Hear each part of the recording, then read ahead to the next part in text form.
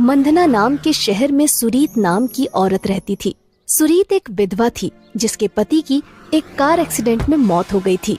सुरीत की कोई औलाद भी नहीं थी। सास ससुर के जाने के बाद सुरीत अकेली पड़ गई थी। अपने पति के बड़े से घर में सुरीत अकेले ही रहकर सारा काम करती थी, लेकिन सुरीत की ये शांति उसके जेठ को बिल्कुल भी रास नहीं आ रही थी। असल में सुरीत के जेठ यानी कि सुरीत के पति के बड़े भाई अपने माँ बाप को छोड़कर बहुत पहले ही दूसरी जगह रहते थे ताकि उन्हें अपने माँ बाप की सेवा न करनी पड़े। सुरीत के पति और उसके बाद सुरीत ने ही अपने माँ बाप को संभाला और उनका ध्यान रखा। लेकिन अब जब सुरीत के सास ससुर गुजर गए थे तो सुरीत के जेठ की बुरी नजर फिर से उसके मकान पर पड़ गई थी और वो उसे सुरीत से किसी तरह हथियाना चाहते थे। सुरीत के सास ससुर की 13वीं पर जब उसके जेठ आए तो सुरीत को विश्वास नहीं हुआ कि जिस जेठ ने सालों से अपने माँ बाप का मुंह नहीं देखा वो आज उनकी 13वीं पर कैसे आ गए। सुरीत, बहुत दुख हुआ माँ बाबूजी के बारे में सुन के। भगवान उनकी आत्मा को शांति दे। जेठ जी, आप यहाँ? आपको कैसे पता चला कि आज माँ बाबूजी की 13वीं है? मैंने तो आपको निमंत्रण नहीं भेजा था।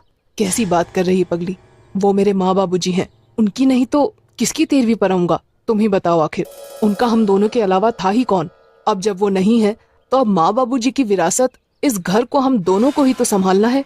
अपने जेठ की ये बात सुनकर सुरीत समझ गई कि उसके जेठ को अपने माँ बाबूजी से नहीं बल्कि अपने घर से लगाव था। सुरीत अपने जेठ के इरादे समझ गई। हाँ जेठ जी, अब मुझे इस घर को संभालना होगा और इसका ध्यान भी रखना होगा। सुरीत का ये जवाब सुनकर उसके जेठ समझ गए कि सुरीत इतनी आसानी से इस मकान को नहीं छोड़ने वाली और फिर वो 13वीं का खाना खाकर वापस अपने घर लौट गए। सुरीत अब अपने घर में और सावधानी से रहने लगी क्योंकि उसके सास ससुर वो मकान उसके नाम कर गए थे तो उसके जेठ सबसे पहले उसे ही रास्ते से हटाना चाहते थे।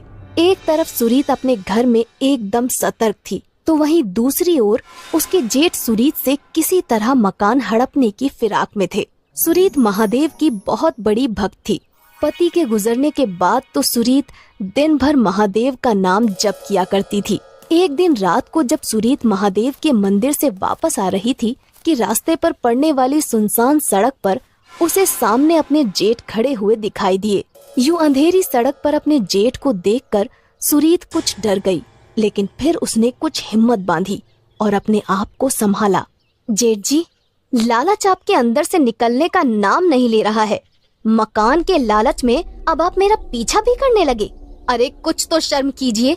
माँ बाबूजी की सेवा करने के समय आप गायब हो गए और अब उनकी विरासत, उनके मकान पर अपना हक जमाने तुरंत चले आए। भूल जाइए क्योंकि माँ बाबूजी ने वो मकान बहुत पहले ही मेरे नाम कर दिया था क्योंकि वो जानते थे कि आप ये गंदी करतूतें जरूर करेंगे। सुरीत के इतना बोलने के बाद भी उसके जेठ कुछ नहीं बोले। उल्टा वो तो सुरीत की बात सुनकर जोर जोर से हंसने लगे। ये देखकर सुरीत डर सी गई। अचानक सुरीत को पैरों की आवाज सुनाई पड़ी। पीछे मुड़कर जब सुरीत ने देखा तो 2 हट्टे कट्टे आदमी उसके पीछे खड़े थे। अब सुरीत को समझ आ गया था कि उसके जेठ क्यों हंस रहे थे। डर कर सुरीत ने जैसे ही वहाँ से भागने की कोशिश की वैसे ही उन 2 आदमियों ने सुरीत को पकड़ लिया।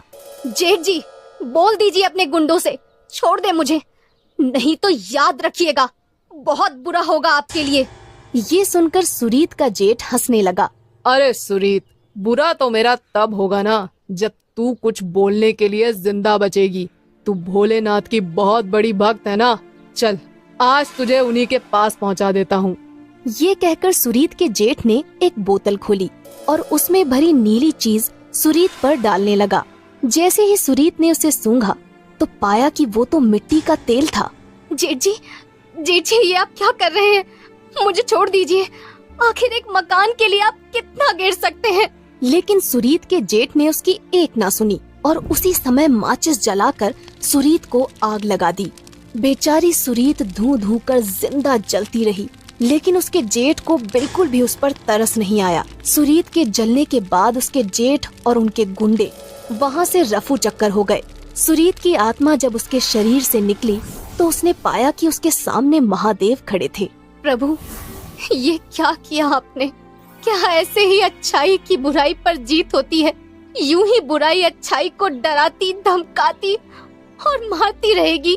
पुत्री सुरीत, तुम्हारा काम अभी पूरा नहीं हुआ।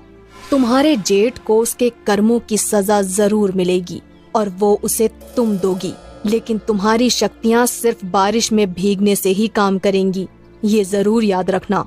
इससे पहले कि बारिश का मौसम खत्म हो, अपने घर को बचा लो। इतना कहकर महादेव वहाँ से गायब हो जाते हैं। सुरीत की आत्मा वापस उड़कर अपने घर पहुँच जाती है। कुछ दिनों बाद आसमान में भीषण बादल छाए थे और उसी दिन सुरीत के जेठ अपना सब सामान लेकर उस घर में पहुँच गए।